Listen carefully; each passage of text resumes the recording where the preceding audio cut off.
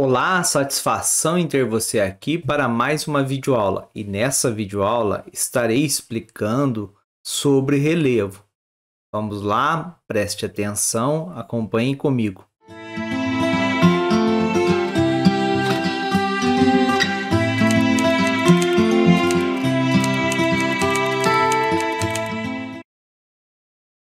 Então, primeiramente, vamos começar aí com o conceito de relevo, né? Então, está aí um conceito do dicionário geológico geomorfológico do Guerra, né?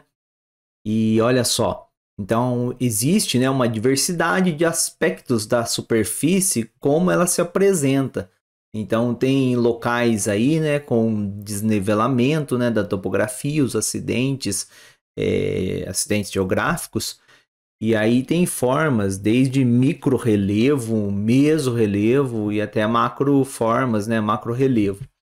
E essas formas, né, tanto na parte da crosta emersa como a parte submersa, elas têm dimensões variadas. Assim, né, a gente pode falar em relevo desde pequenos sulcos, né, nos afloramentos rochosos, né, então, ou partes aí que estão sendo erodidas desde pequenos sulcos, né, até mesmo, né, microformas, mas formas maiores, né? Como o caso aí das cadeias montanhosas, né?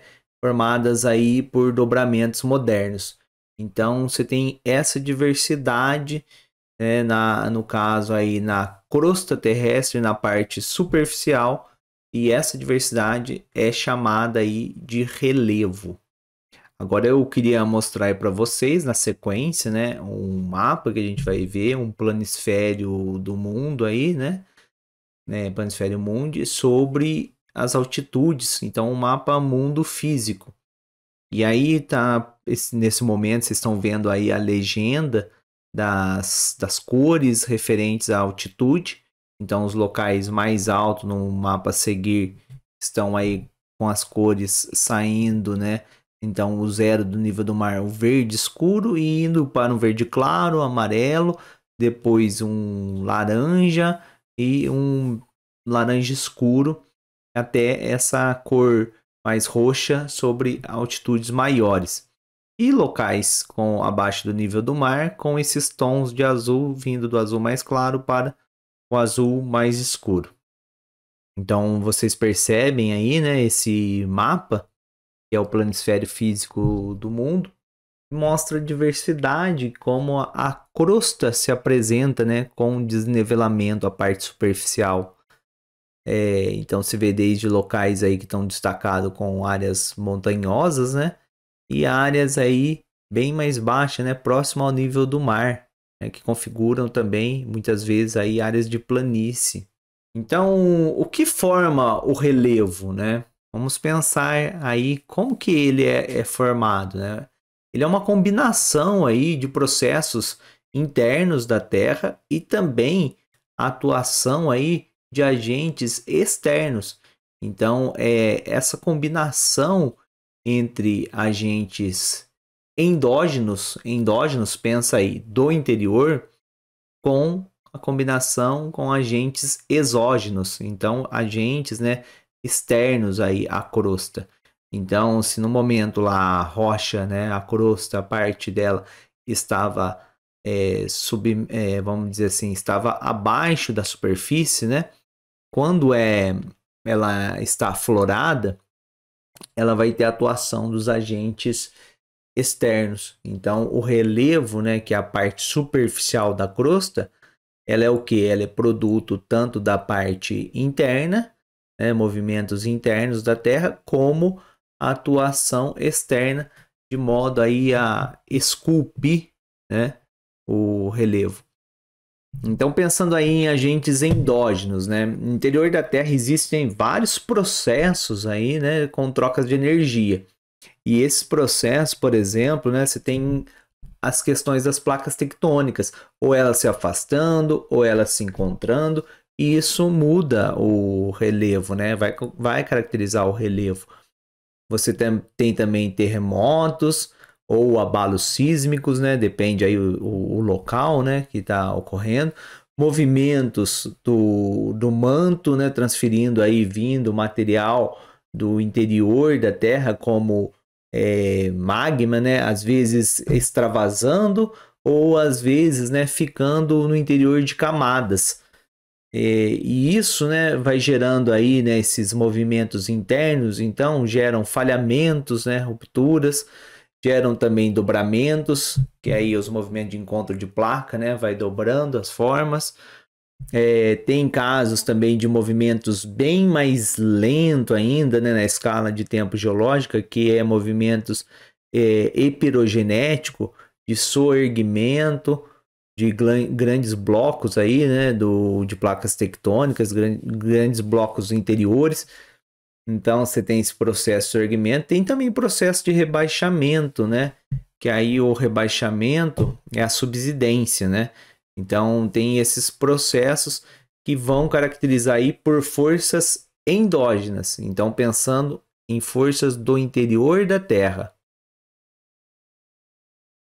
Já os agentes externos, né, os agentes exógenos, né, então eles estão atuando ali na superfície da crosta, porque a superfície da crosta ela está em contato com elementos da atmosfera e também da hidrosfera. Então está tendo ali esse contato. Na crosta continental predominam, né, elementos mais da atmosfera, mas também tem a questão das chuvas, geleiras também. Então, mas predomina aspectos, né, elementos da atmosfera. Já na crosta oceânica, né, predominam aí os agentes hidrológicos, porque é o caso das correntezas, né, no mar, todo o movimento. Além disso, né, além desse contato com elementos da própria atmosfera ou da hidrosfera, né, então a parte aí que está exposta, né, a parte da crosta que está exposta a esse contato, ela também pode sofrer aí ações da biosfera. Como assim ações da biosfera? Ações da esfera da vida aí, né? No caso, as rochas, o relevo ali, ele pode sofrer, né, com a questão de plantas, né? Plantas aí desenvolvendo em fraturas em fissuras de rochas, e aí a raiz ali vai quebrando, na hora que expande, né? Você também tem ações, né? Ações humanas, como alteração aí, né, da própria crosta que o homem faz, áreas de mineração, obras de engenharia, como rodovias, construções de usinas hidrelétricas, né, a própria cidade em si que altera, né, que aí altera o relevo que havia até então, antes. Então você tem esses exemplos, né, e animais também, né, atuando. Você tem o caso aí, por exemplo, de locais que passa muito animal ali, uma parte do relevo, e ele deixa alterações ali pequenas, mas vai indo, né, vai contribuindo aí para mudar o que existia até então. Então vamos pensar aí nas ações dos agentes exógenos. Então, especificamente dos exógenos. Quando a gente pensa nas ações dos agentes exógenos, a gente tem que pensar que eles atuam ao longo de um tempo geológico, e aí esse tempo geológico acaba sendo aí um tempo, né, bem longo. Então, a atuação de pouco em pouco, mas ao longo do tempo acaba sendo aí bastante a mudança, né? Então eles vão atuando ao longo do tempo, esculpindo, modelando o relevo, né? Então, para começar esse processo, né, primeiramente tem o intemperismo. Então, o intemperismo, a rocha, ela começa, né, aquela rocha que está aflorada, ela começa a sofrer alterações naquele próprio local que ela está. Então, alterações que vai desagregando ela, que vai desgastando, vai decompondo a rocha, né? Então, naquele local. Posteriormente, esse material pode ser removido. E aí, como é removido? Isso é através do processo de erosão, transporte e deposição. Então, a remoção é a erosão, aí é transportado esse material dessa rocha aí que que sofreu intemperismo, né, os minerais, e segue sendo transportado e depositam em determinadas áreas que favorece ali a própria topografia favorece a deposição. Com o tempo aquele material depositado pode ocorrer um processo de litificação, uma cimentação e ele virar rocha sedimentar. Então, não é à toa, né, que a rocha que predomina na superfície terrestre são as rochas sedimentares. E aí você fala por que predominam rochas sedimentares? Justamente porque a parte superficial da crosta está em contato com os agentes externos que modelam o relevo. Então, por conta disso, né, você tem na parte superficial predominando rochas sedimentares. Em compensação, a crosta em si, né, ela é muito mais formada com rochas ígneas e rochas metamórficas, né? Então, mas isso nas camadas mais profundas. Sobre a erosão, para ela ser realizada, né, você vai ter o seguinte, né, tem que pensar nos agentes geomorfológicos que atuam ali, né, naquela rocha, ajudando esse processo de remoção do material de transporte, a remoção e o transporte. Então, essa remoção pode ser feita pela própria gravidade. Se você pensar aí num relevo que tem um local bem mais alto, uma escarpa que seja, e aí é o processo de intemperismo. Aquilo vai cair os fragmentos pela própria gravidade. Mas tem outros agentes também que atuam, e às vezes atuam mesmo, né, combinado, né? Não é só um, pode ser um que predomina, mas é combinado. Então, você tem a questão também em áreas tropicais, áreas úmidas, o fluxo de água da chuva, a chuva concentrada, né, o escoamento concentrado, acaba provocando erosão, né? Além disso, né, ondas no mar, o próprio efeito, né, da onda ir e voltar, ela faz avança, recua. Se ela encontra ali, né, um costão, né, que é um paredão ali rochoso num certo litoral, ela vai batendo, voltando, e aquilo é um fator que vai fazendo uma abrasão, um desgaste, e vai gerar aí, né, vai ter o processo de intemperismo na rocha ali, e também vai ter a remoção, e muitas vezes depositando até em outra área, que acaba sendo uma área mais calma, formando uma praia, né? Então você pensa no próprio processo de formação de uma praia, levou aí, né, milhões e milhões de anos, e foi um material que foi retirado de outra área, né, foi transportado para aquele local que talvez tinha alguma barreira, alguma coisa que era mais calma ali, favoreceu a deposição.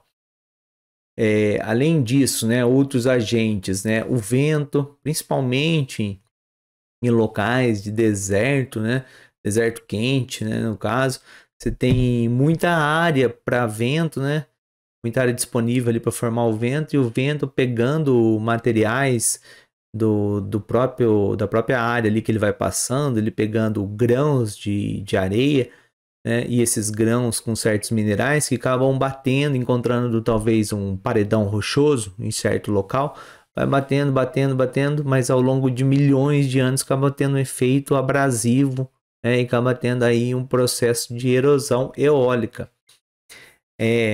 Além disso, né, você tem ações da geleira. Então, você vê que tudo isso são elementos que vão modelando de forma externa a configuração, né? Aí vai modelando o relevo na parte externa, porque eu falei que a parte interna, os agentes endógenos também são responsáveis, né? Então, o relevo é essa combinação. A geleira, como que atua, né? Modelando. A gente tem que pensar que a geleira ela não fica totalmente fixa. Tem períodos que a geleira avança e tem períodos que recua. E aquela massa enorme, né, de gelo, ela sobre as rochas, né, que ela está ali avançando, ela vai riscando por baixo também, né? A rocha ali que ela vai passando, os materiais que ela vai empurrando, vai riscando e vai também acumulando nas laterais materiais, né? Então tem a área ali principal e as áreas laterais ficam um acúmulo de materiais. Então você vê, tudo isso são agentes, né, geomorfológicos que ajudam no processo de erosão, no processo aí de transporte.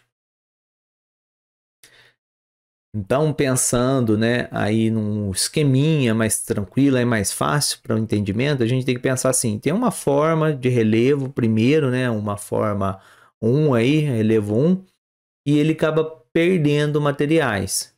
Perde como? A partir do intemperismo. O intemperismo é a fase inicial ali que vai desmanchando, desagregando o material.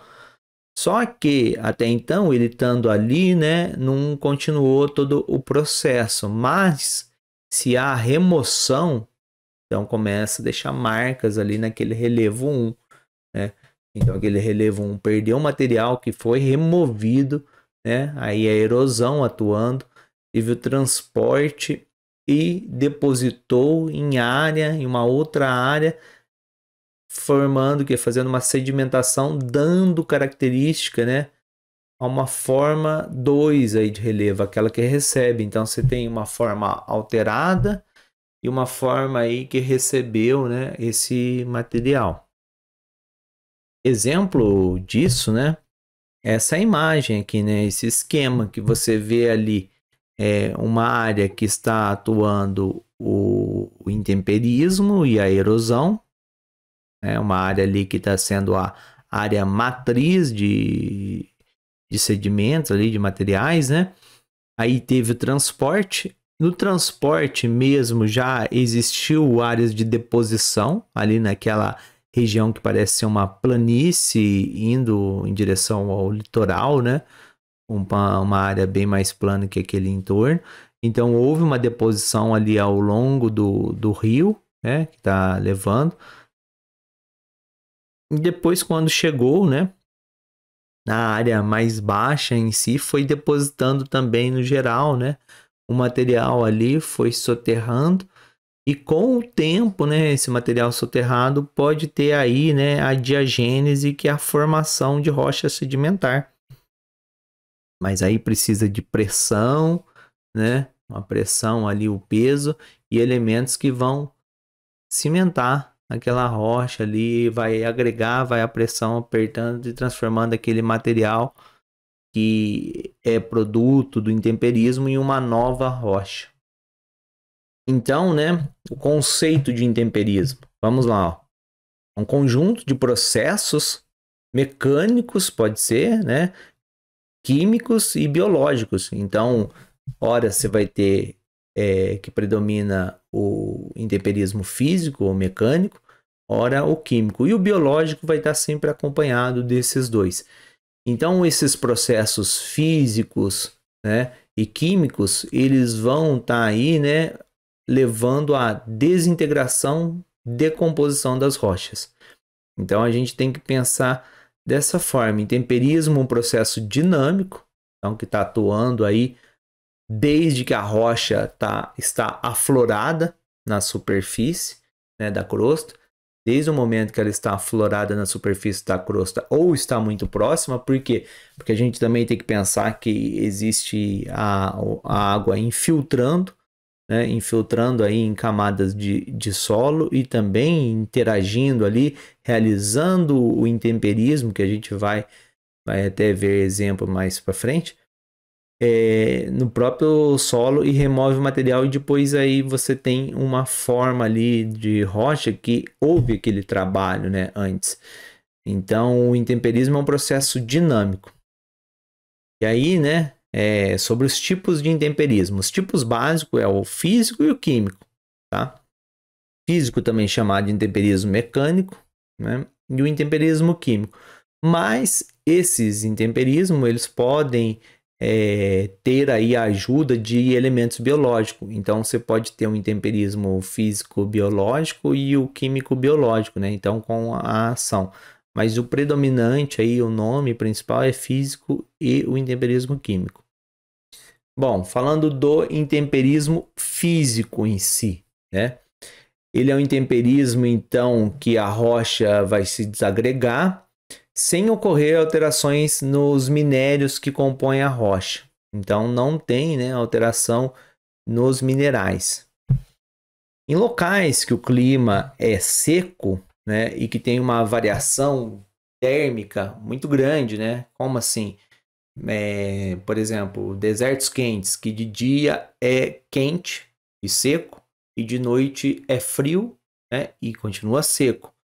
Então tem uma variação aí de temperatura, e essa variação de temperatura ela vai atuar, né, nas rochas que estão afloradas, que estão na superfície, né, da crosta.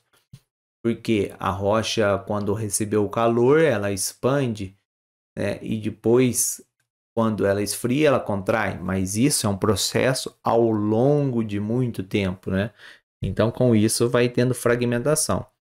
Em regiões de clima frio, né, acontece, né, ocorre também, né, esse processo de intemperismo físico, principalmente quando tem fissuras nas rochas, então tem fissuras, que a água acaba penetrando por essas fissuras em um momento que está um período aí de descongelamento, né, então a água no estado líquido ela entra em fissuras, ela infiltrou, e aí quando vem o período de congelamento, ela expande, que a água ela tem essa propriedade. No estado líquido ela possui aí um tamanho em si, né? E depois no estado sólido ela tem um processo de aumentar o seu volume ali de expansão. E isso vai gerar uma pressão nessa rocha ao longo do tempo, né? Esse processo descongela, congela, descongela, congela. E justamente nas fissuras, né? Vai indo, vai quebrando, né? As rochas. E aí uma característica interessante, né? Para se pensar no intemperismo físico é o jeito que ficam, né? Esses fragmentos de rocha após quebrar. Eles ficam com faces ali, facetas, né? Bem lascada, né? Bem cheio de ângulos aí, né? Bem pontudo. Né? Então, o jeito dela quebrando, diferente do intemperismo químico que a gente vai estar falando, né? Então, lembrando que o caso do intemperismo físico, variação de temperatura, alívio de pressão, também tem caso, né, que aí é mais específico, né, o crescimento de cristais, desde que eu estava falando do gelo, mas também em áreas secas, né, tem também os cristais de sal, né, de sais em si, que ele também expande e exerce uma pressão, né. Tem a questão aí da parte de hidratação de materiais, né, de minerais, também que faz um processo de esfoliação ali, também é uma parte, em parte, um processo de intemperismo físico, né? E a questão aí também de intemperismo físico que pode estar junto com raízes, né, de plantas, e aí um intemperismo biológico, né, físico-biológico. Então, esse caso também que exerce uma força na rocha. A gente vai dar uma olhadinha aí para ver esses exemplos, né, em esqueminhas, imagens. Veja só isso que eu estava explicando, né? Tem aí fissuras na rocha, né? Tem fraturas, entrou a água ali e a água foi expandindo e aí como que quebrou, né? Trincou ali a rocha, né? Foi quebrando, foi fragmentando. Então você vê esses exemplos de intemperismo físico, né? E veja o jeito que é a quebra, né? O formato ali, o que sobra, né? Como sobra bem angulosa ali, né? Na questão de ser pontuda, né? O caso do intemperismo quando é a variação de temperatura, você vê esse esqueminha, né?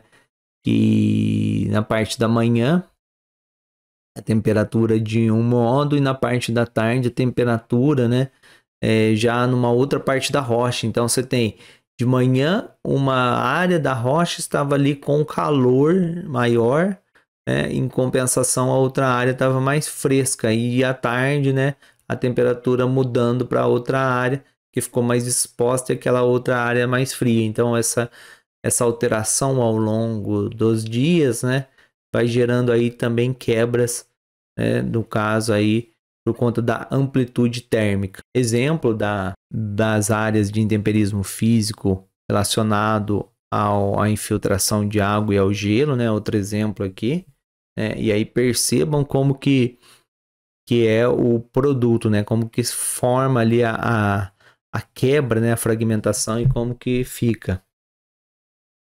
No caso, esse exemplo é do intemperismo físico aí combinado com o biológico. Percebam que já tinham as fissuras ali na rocha, né? Na rocha que está aí aflorada, e aí sementes penetraram, né? Às vezes até com o próprio vento ou animais que levaram essas sementes, mas acabaram penetrando aí nas fissuras da rocha, as rachaduras. E com o tempo foi crescendo ali a planta, né? E você vê nesse caso aí, as árvores foram crescendo e a raiz, né, ela foi trincando a rocha, né? É um caso típico, mais fácil para a gente pensar isso, é as calçadas nas cidades, né? Como que as plantas vão quebrando as calçadas, né? Dependendo do tipo de árvore em si, a raiz dela acaba quebrando, né? Entortando ali toda a calçada. Então, é um exemplo mais simples, mas isso ocorre também com as rochas. Então, esses exemplos. E aí, falando sobre o intemperismo químico, né? É o tipo de intemperismo, então, no qual a rocha vai sofrer uma alteração química, diferente do intemperismo físico, que não tinha alteração química, né? Então, agora os minerais, né, presentes na rocha vai ter uma decomposição, né, desses minerais, vai ter alterações químicas. E esse intemperismo químico, né, ele é mais comum em locais de clima úmido, né? Então, por exemplo, no Brasil predomina o intemperismo químico. Então, e o nosso caso, né, especificamente aqui também na nossa localidade, né, também predomina, né? O Brasil em si, a maior parte aí, né, predominando em temperismo químico. E no caso nosso aqui, no estado de São Paulo, também predominando, né, esse intemperismo químico e a gente percebe isso nas rochas. Além disso, em áreas de clima intertropical, né, ou extratropical, também chamado aí, né, de zona temperada, como há uma época que é úmida e outra época mais seca, né? E também assim ocorre também no clima tropical também, né? Uma época úmida, uma época mais seca. Então ocorre esse processo, né, de contato das rochas que estão afloradas com a água da chuva, né? Principalmente aí com a água da chuva e também com o ar. E essa interação dos minerais das rochas aí, né? Os minerais que estão na rocha junto com a água da chuva, essa água ela tem em si uma certa acidez. Então ali vai, né, a água e o ar em si vão interagindo e vai decompondo de forma química, né? Uma decomposição química. Isso também contribui muito, né? Contribui ao que leva, que dá origem à formação dos solos, chamado aí de pedogênese. Então, se a gente pensar aí, né, nas áreas onde predomina o intemperismo físico, né, em locais de clima mais seco, você vai ter um solo que é pouco profundo, um solo raso, né? Você vai ter aí um solo mais raso. Em compensação, em áreas que chove muito e tem o clima úmido, né? Ainda mais se for um clima úmido em várias épocas do ano, né? Que fica aí uma estação úmida bem longa, o solo vai ser muito maior, a camada de solo. Por quê? Porque esse processo de decomposição química está atuando, né, fortemente. Então, são exemplos, né, de como que o intemperismo é importante, né, o desgaste das rochas é importante justamente para formar também os solos, e os solos que é importante aí como, né, como um meio aí da, da biosfera, das plantas se desenvolverem, né?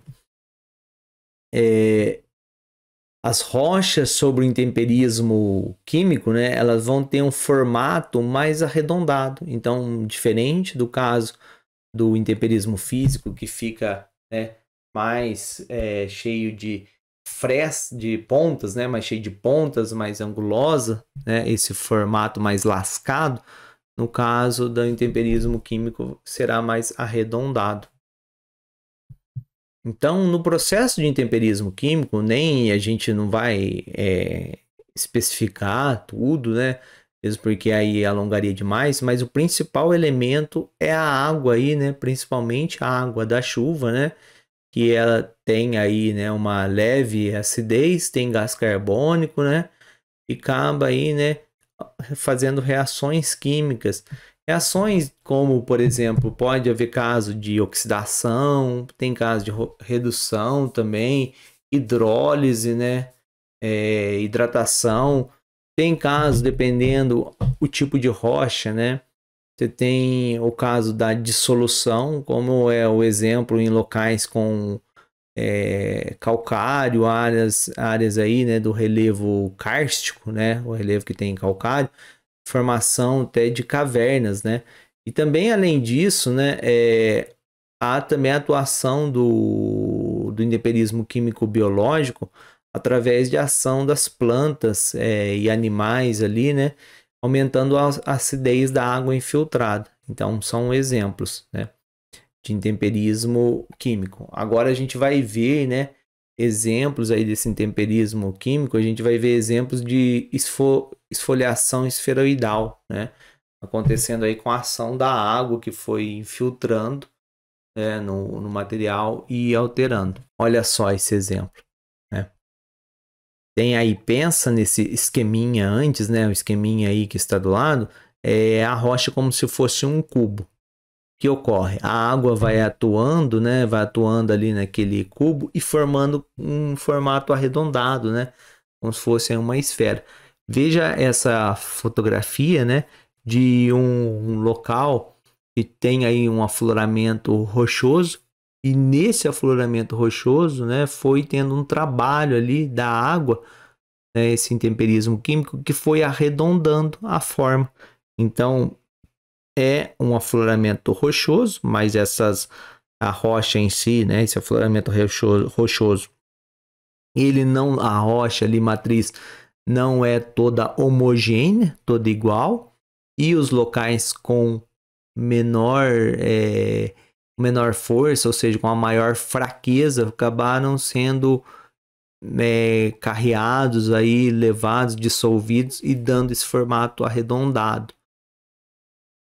Outro exemplo aqui, né, de esfoliação esferoidal é esse caso dessa rocha que teve um processo que parece que foi tirando camadas, né, como se fosse um acebolamento, camadas da cebola aí, né, que foi removida. Então, a água, né, entrando ali, infiltrando, os próprios minerais da rocha ali reagindo com a água e esse processo de descascamento, né? Então, após, né, falarmos aí bastante do intemperismo físico e do químico, né, voltamos aqui a falar da erosão em si, o transporte e a sedimentação. Então, lembrando, né, que os agentes geomorfológicos, né, eles são importantes aí para estar removendo os fragmentos ali de rochas que foram intemperizados. E aí esse solo erodido, né, erodindo o solo em um local, esse material removido, né, ele pode ser transportado, ele é transportado, né, para outro local, às vezes fica próximo até, né, dependendo o tipo do relevo, dependendo do tipo do relevo, você tem aí uma escarpa, por exemplo, que o material erodido cai na base dela e fica ali, né, depositado na base. Em outros casos, acaba levando, né, bem longe aí, transportando, né, esse material intemperizado. E com o tempo, né, o local ali do depósito pode ser, né, pode transformar em rocha sedimentar. E aí o local que perdeu o material já não é mais o mesmo, a forma do relevo, que está ali com alterações, né? E também onde recebeu, né, os locais, mesmo no local que passou o material, né, que foi transportado. Também ele vai alterando, né, se a gente pensar aí No caso de uma erosão, por exemplo, fluvial, né?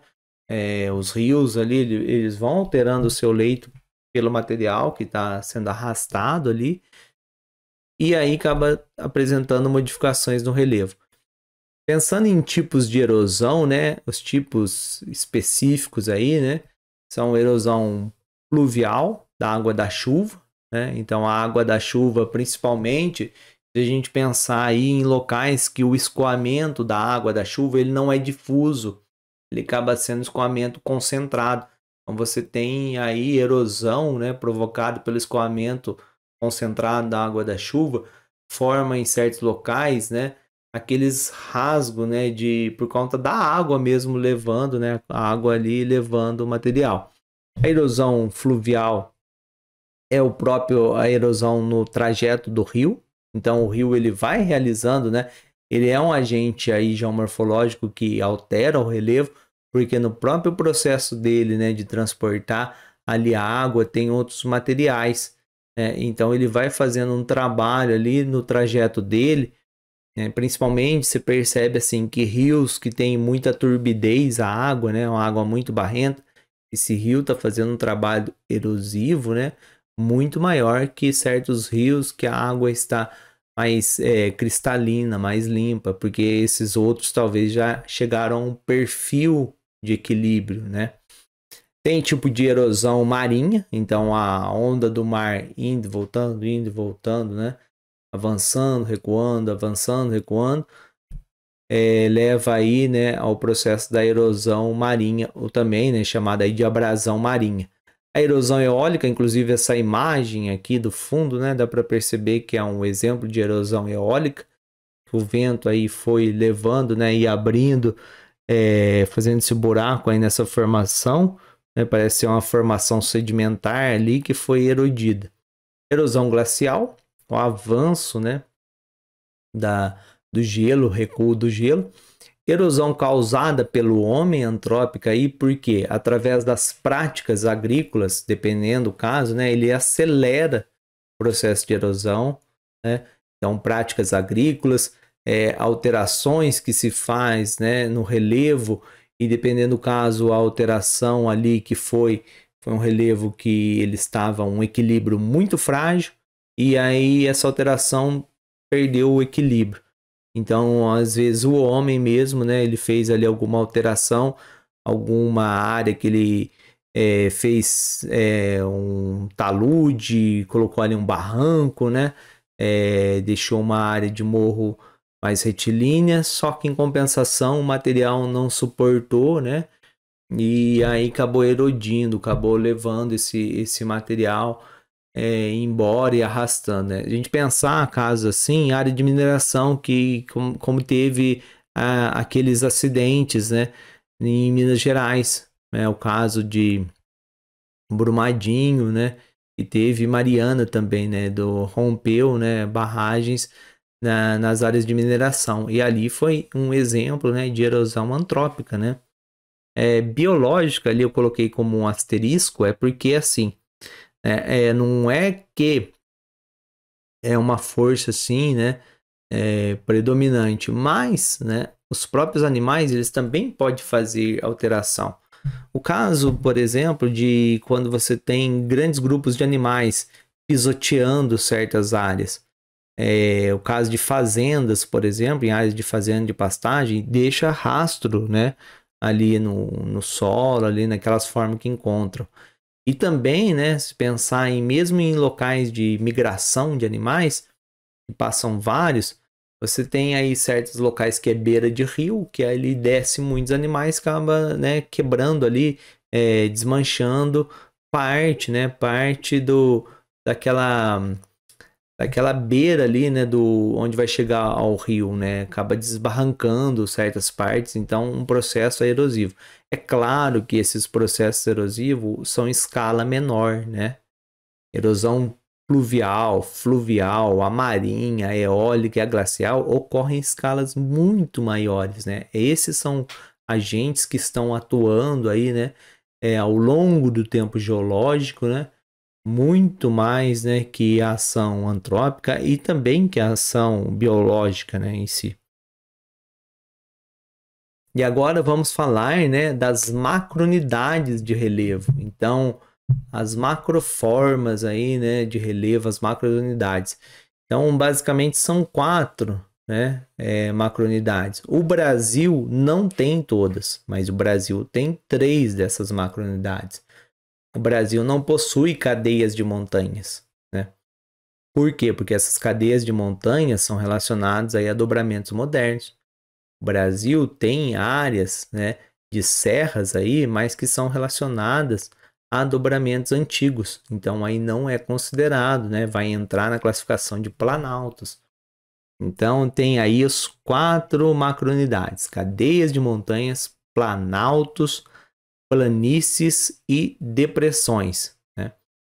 Então essa ideia dessa divisão, né, ela envolve tanto o que faz parte da estrutura, né, principalmente quando a gente pensa nas cadeias de montanhas, né? Então, qual é o material que está ali, né, na estrutura geológica? E também, né, processos atuantes. Então, o caso de planaltos, planícies e mesmo as depressões, né, vão ser aí resultante, né, então dos processos exógenos atuando muito mais que os endógenos. No caso das cadeias montanhosas, ainda assim, né, atuando recente os exógenos, muito mais forte ali, marcante é o endógeno.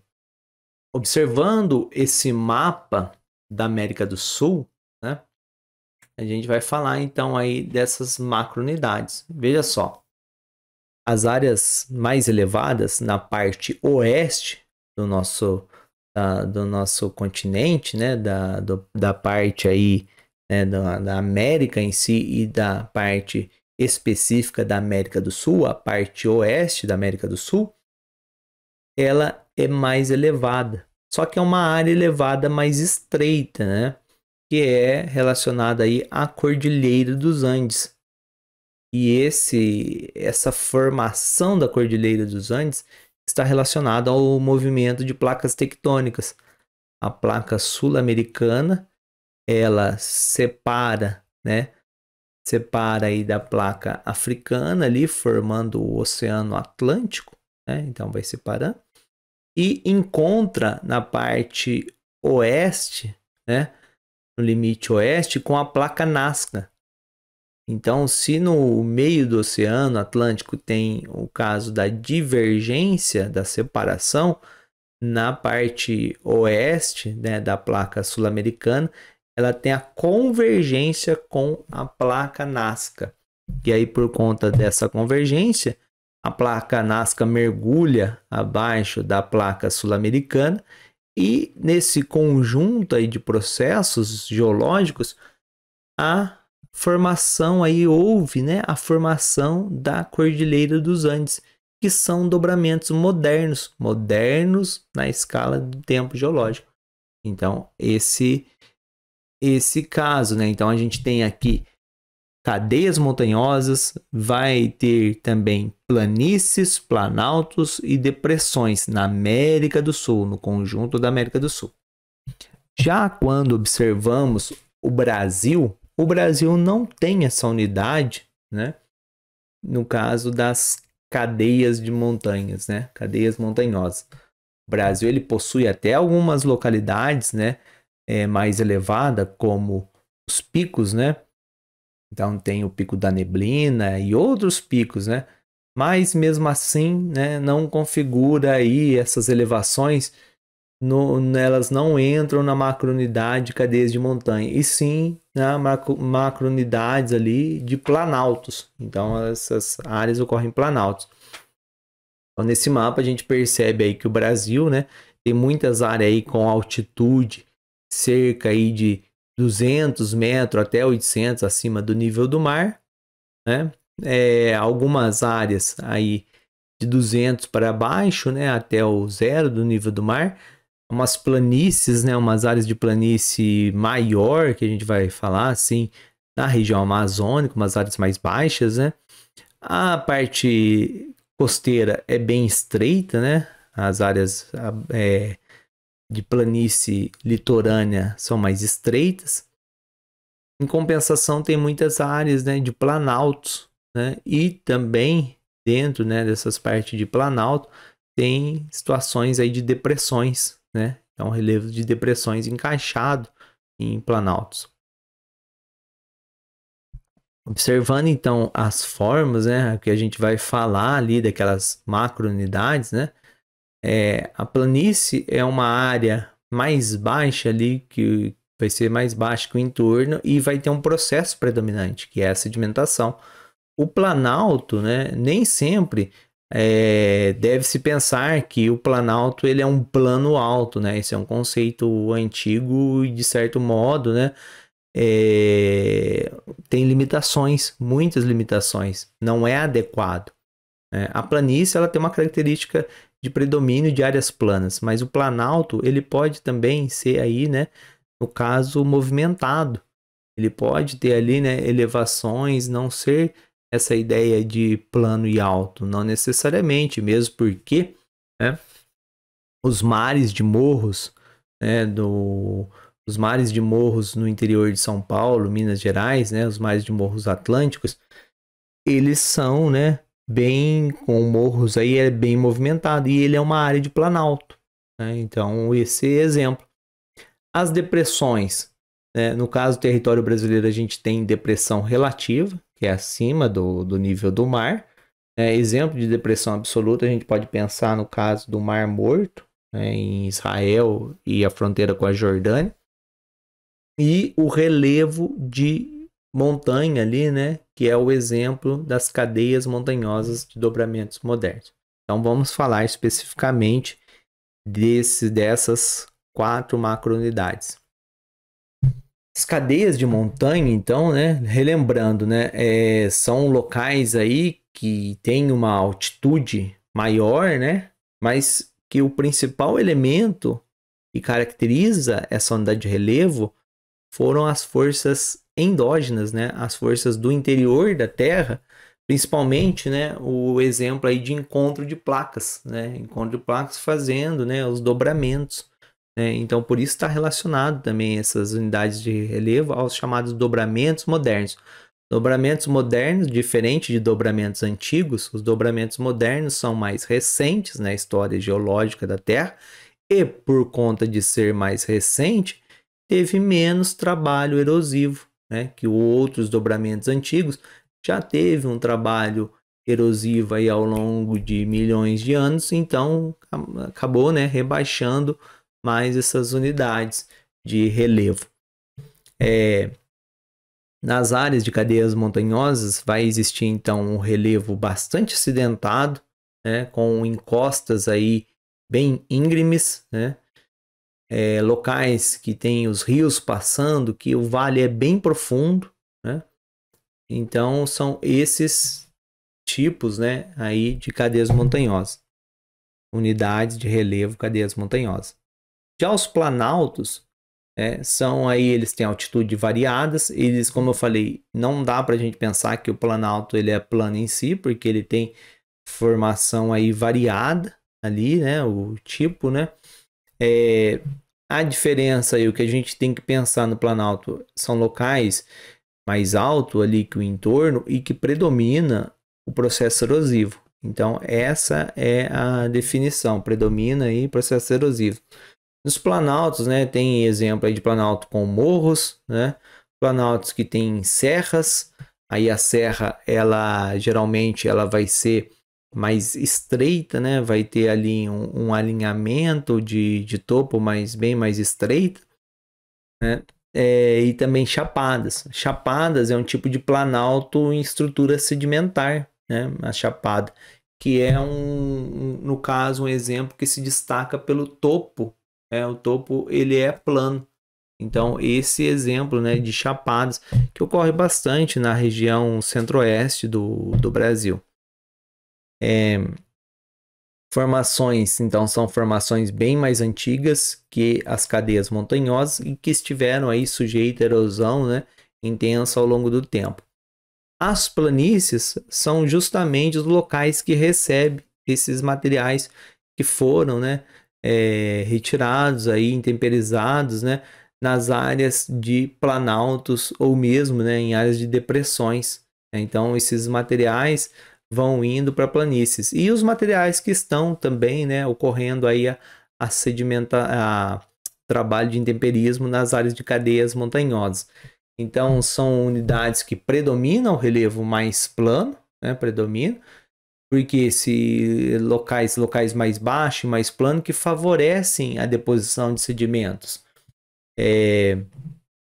Então, por ser em locais mais baixos, né, você vai ver exemplos de planície, no caso, próximo ao mar, planícies litorâneas, planícies próximo a lagos, então em ambientes lacustres, planícies ao longo de rios, né, na beira de rios aí, então você tem o caso de planícies fluviais, né? Então esses exemplos, né? Ela recebe material circundante ali do relevo circundante, material que foi intemperizado e erodido e é transportado e a planície acaba depositando. Mas isso a gente está pensando em macrounidades. Por que eu estou falando isso agora? A questão é que pode existir e existe planície em locais que são classificados como planalto, porque aí a escala, você tem que pensar na escala do mapa.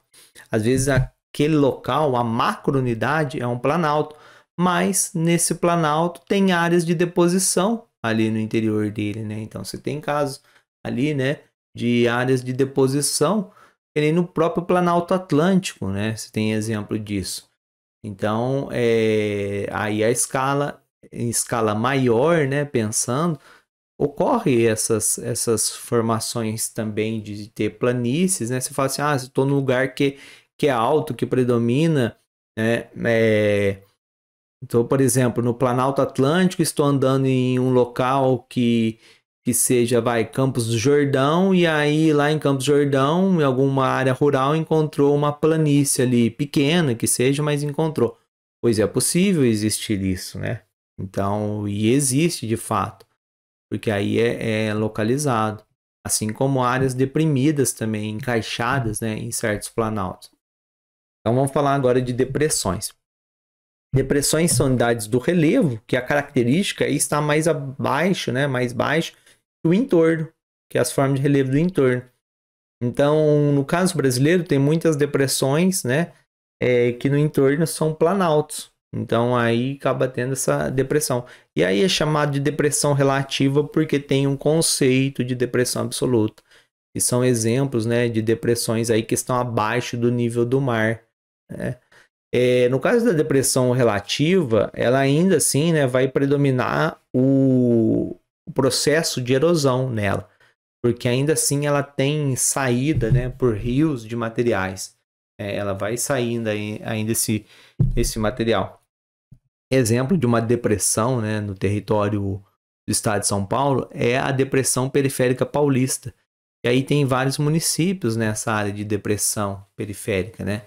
É o exemplo aí, né, de Campinas e outros municípios que se encontram ali, né, Rio Claro também, Limeira, tudo nesse relevo de depressão, a depressão periférica paulista. Então predomina, né, predomina erosão nas áreas de depressão relativa. Já em áreas de depressão absoluta, né, são os locais aí abaixo do nível do mar, vai predominar deposição de sedimentos. Mais um exemplo aí do caso do Mar Morto, né? Também não tem tanto aí levar tanto sedimento para lá por conta de que não é uma área que tem muitas chuvas, né? Então acaba tendo ali que transporta o rio, né? O Rio Jordão transportando materiais, mas é bem pouco ali porque há muitas retiradas de água ali e já tem baixa capacidade, né?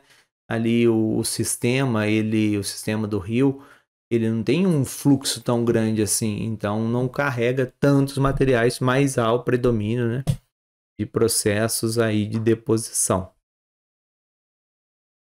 Então é isso, né, que eu passei aí para vocês, é esse conteúdo e bons estudos.